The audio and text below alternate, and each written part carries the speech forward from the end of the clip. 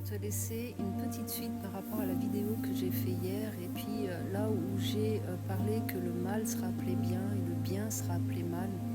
Et puis combien on avait besoin que notre cœur soit de nouveau attaché, lié à la parole de Dieu parce que on se rend compte que beaucoup de valeurs ont été inversées et puis piétinées. Et ce matin, j'étais là et le Saint-Esprit me rappelé cette dimension du commencement et puis il n'y a rien de nouveau en fait. Et comment l'ennemi, Satan, est venu sous la forme d'un serpent dans le jardin d'Éden pour corrompre ce que Dieu avait déclaré par ce Dieu a-t-il réellement dit. Et je crois que véritablement on doit simplement laisser notre cœur être sondé par Jésus et puis que tous les dieux a-t-il réellement dit qu'on a accepté, qu'on a laissé finalement faire comme un nid en nous et qui a détaché notre vie de la parole de Dieu. La parole qui a été posée sur ta vie, la parole qui a été prophétisée sur ta vie, la parole que Dieu simplement à travers la Bible pose sur ta vie au quotidien. Et puis on se rend compte à l'image finalement, si je prends l'image du serpent, tu peux tout à fait comprendre qu'un serpent qui s'agite devant toi et qui ne fait que s'agiter peut t'effrayer, mais il ne va pas te détruire. Ce serpent va te détruire au moment où il va te mordre et donc utiliser ses crocs et injecter son venin dans ton corps. Et c'est ce qui se passe quand à un moment, l'ennemi peut s'agiter autour de toi, mais à un moment, s'il arrive à injecter ce Dieu a-t-il réellement dit, c'est-à-dire qu'il vient te faire douter de ce que Dieu a posé à travers sa parole, là où il a utilisé peut-être, je ne sais pas, quelqu'un pour venir te parler, mais c'est sa parole qui était simplement libérée sur ta vie. Et là où, à un moment, tu laisses ce serpent, non seulement qui est en train de t'effrayer, mais venir te mordre par son venin et puis produire le pourquoi il injecte ce venin dans ton corps, à ce moment-là, c'est là où ta vie bascule. C'est là où tu vas commencer à voir en toi des membres qui vont être atrophiés, des membres suivant le venin qui peuvent pourrir. Et puis ce venin produit son effet. Et je crois que c'est le temps que nous soyons devant la personne du Saint-Esprit et qu'on lui demande que tout ce qui a été finalement dans nos vies, à travers ce Dieu, a-t-il réellement dit, que l'on a accepté, qu'on a laissé l'ennemi venir dans nos oreilles, dans nos pensées qui n'ont pas été rendues captives à l'obéissance de Christ, et on a laissé l'ennemi faire son nid, et c'est à ce moment-là que notre cœur commence à se déconnecter de ce que Dieu a dit, ce que Dieu a posé sur ta vie par ses mots, par sa parole, parce qu'il a déclaré sur ta vie. Et l'ennemi vient et puis il souffle, parce qu'il sait faire que ça, c'est venir souffler dans tes pensées. Dieu a-t-il réellement dit?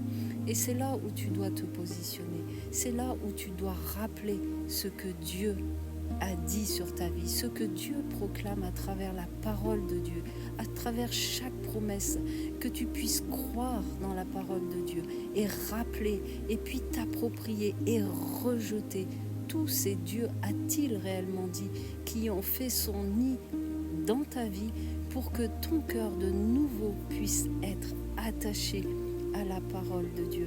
Et puis on se rend compte que à travers ce Dieu a-t-il réellement dit, c'est là où il veut anéantir, comme je disais hier, toutes les frontières que Dieu a posées, des frontières d'amour, des limites d'amour, là où il vient avec ses préceptes d'amour, parce qu'il nous aime.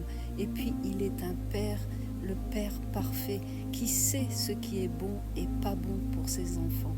Donc l'ennemi, lui, il va chercher comme un serpent à te mordre et puis à injecter son venin.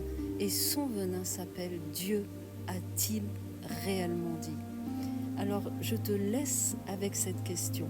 Et puis je prie que le Saint-Esprit te montre tous les dieux a-t-il réellement dit, qui ont agi finalement comme une morsure de serpent et qui ont déconnecté ton cœur de la véritable manne, nourriture qui est la parole de Dieu. Là où c'est venu finalement renverser ce que Dieu avait dit. Et puis finalement on pense qu'il n'y a pas de conséquences et puis on a vu la conséquence dans le jardin d'Éden.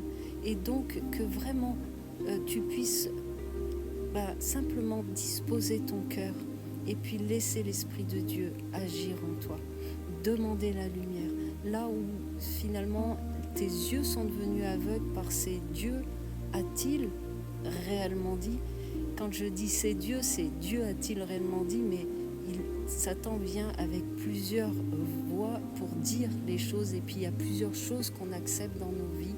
Et je crois que l'ouverture des Jeux Olympiques nous montre finalement quand on renverse les frontières et qu'on accepte finalement que est-ce qu'il va y avoir des conséquences? Est-ce que Dieu a-t-il réellement dit qu'on devait avoir ces codes-là? Et puis on a vu ce que ça produisait. Donc je t'invite vraiment à examiner ton cœur avec la personne du Saint-Esprit. Et moi je prie simplement que le Saint-Esprit dans sa grâce, la grâce de Jésus, puisse toucher ton cœur au nom puissant de Jésus. Et que tous les mensonges que l'ennemi a insufflés, là où il est venu pervertir la parole que Dieu a posée dans ton cœur, celle que tu as peut-être lue, celle qui t'a été peut-être donnée, celle que tu lis à travers la parole de Dieu, que tout ce qui a été perverti au nom puissant de Jésus, je veux déclarer que la lumière, celle qui est Jésus, parce que Jésus est la lumière, vient éclairer toutes ces zones de ton cœur. Et je prophétise que ton cœur de nouveau s'attache à la parole de Dieu. Ton cœur se lie à la parole de Dieu. Et puis le sang de Jésus maintenant coule et détruit tous ces Dieu a-t-il réellement dit, qui ont emmené dans ta vie peut-être des choses qui sont complètement contraires à ce que Dieu veut, des façons de penser ou des actes que tu poses mais que tu sais que ce n'est pas ce que Dieu veut. Alors je prie vraiment que tu puisses rentrer dans ce que Dieu veut et puis dans une réelle repentance aussi. Demandons pardon pour tous les dieux a-t-il réellement dit qu'on a accepté, là où on s'est laissé mordre et là où le venin a produit ce qu'il devait produire, parce que je rappelle qu'une pensée qui est acceptée devient une attitude et après ça devient une action. Donc soumettons nos pensées à l'obéissance de Christ, ramenons nos cœurs, demandons à l'Esprit de Dieu que nos cœurs soient liés à sa parole. Prions pour le cœur de la France, prions pour toute cette dimension de cette France qui a accepté ce Dieu a-t-il réellement dit que c'était comme ça, et qu'il y ait une grâce particulière qui coule sur la terre de France, parce que la terre de France a besoin du toucher du cœur de Dieu. Elle a besoin de rentrer dans une réelle repentance et que cette nation soit transformée par la parole de Dieu et puis qu'elle soit contenue dans les limites et les frontières d'amour que Dieu a posées pour sa créature. Dans le nom puissant de Jésus, je te bénis et puis que l'Esprit de Dieu t'amène encore plus loin avec lui. Au nom de Jésus.